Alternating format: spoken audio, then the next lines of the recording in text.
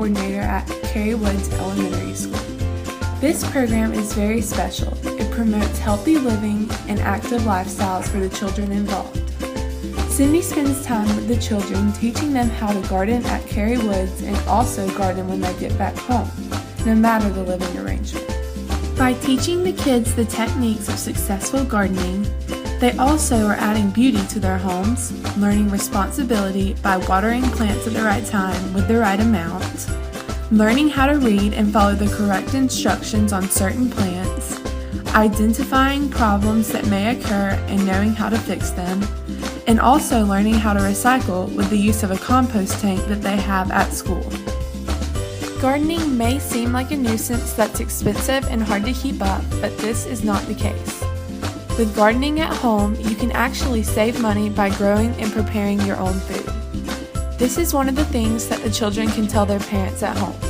You know exactly what you'll be eating because you know what, if any, fertilizers and pesticides that you added to the plants. Gardening can also be a form of therapy. It's very relaxing. Overall, it teaches the children how to be self-sufficient and know how to save money while also being healthy. Children who grow their own food are more likely to eat fruits and vegetables and to show higher levels of knowledge about nutrition. They are also more likely to continue healthy eating habits throughout their lives. Eating fruits and vegetables in childhood have been shown to be an important predictor of higher fruit and vegetable consumption in adulthood, which can help prevent or delay chronic disease conditions over a lifetime. Gardening provides different forms of engagement for children, including designing, planting, and maintaining gardens, harvesting, preparing, and sharing food, working cooperatively in groups, learning about science and nutrition, and creating art and stories inspired by gardens. The process of gardening gives empowering experiences. Students engaged in designing and maintaining gardens show an increase in self-efficiency, pro-environmental attitudes, and environmental stewardship. Plus, active gardening, such as picking flowers or planting trees as a child, has been shown to have a strong influence on how natural areas and gardens are valued in adulthood.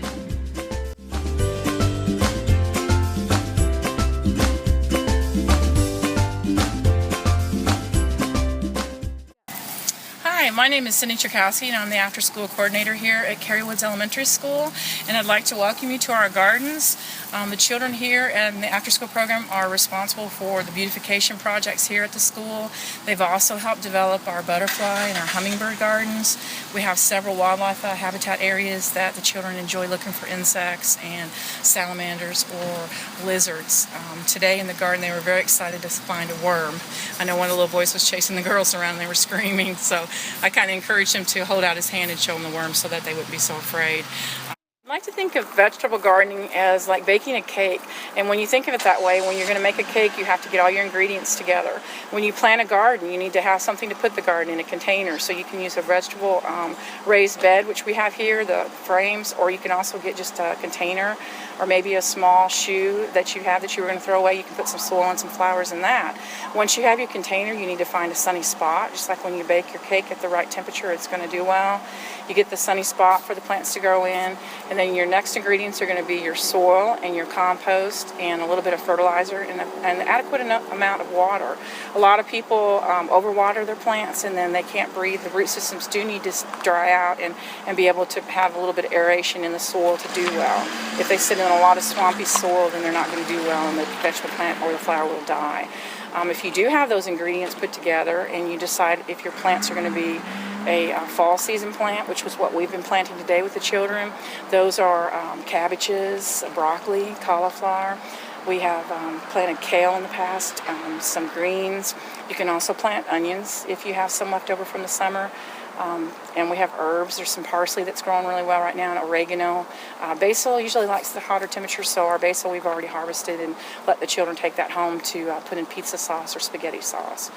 But once you've decided what vegetables that you know that you'll eat, plant those and enjoy taking care of them together. And once you cook them, a lot of times the children are very fascinated with that. When they get to season them with the salt and pepper and the herbs from the garden, it gives it a really wonderful flavor, and they'll probably eat more broccoli. So I just welcome you to try some of these gardening projects with your children. And again, I thank you for visiting Cary Woods. We really do enjoy the opportunity to have our gardens with our students here, and thank you so much. The children are spending time in the garden planting crops and making it more beautiful. The crops that are being planted are edible. After they are fully grown, Cindy prepares the food for the children and they get to eat the plants that they have planted. This is great because it shows the kids that they can start something and see the end results. They also can help with making sure the garden is clean. Cindy encourages the kids to pick up after themselves and not leave any trash in or around the garden. Some of the children help rake up pine straw that falls from the large pine trees hanging over the garden. Physical activity is encouraged because many children don't play outside once they get home. This helps reduce childhood obesity and nature deficit disorder. Nature deficit disorder is not a medical condition. It describes our lack of a relationship to the environment. It hurts our children, our families, our communities, and our environment. Luckily, the cure starts in our own backyards. Cindy is a great contributor to making sure kids get plenty of time outside and around nature. Gardening may sound boring, but this program leads the students to have an interest in the outdoors. They can even pass this on to younger siblings and even their parents.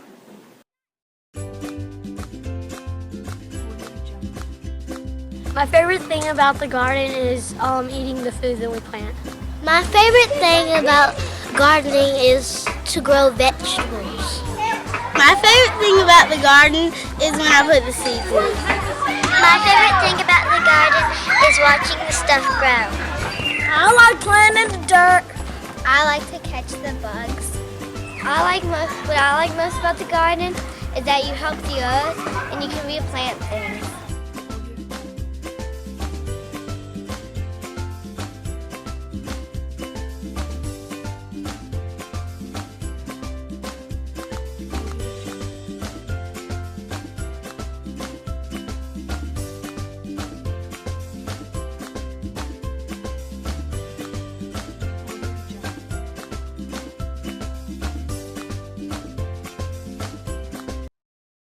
The Cary Woods Elementary School After School program does an excellent job at teaching kids how fun being outside can actually be.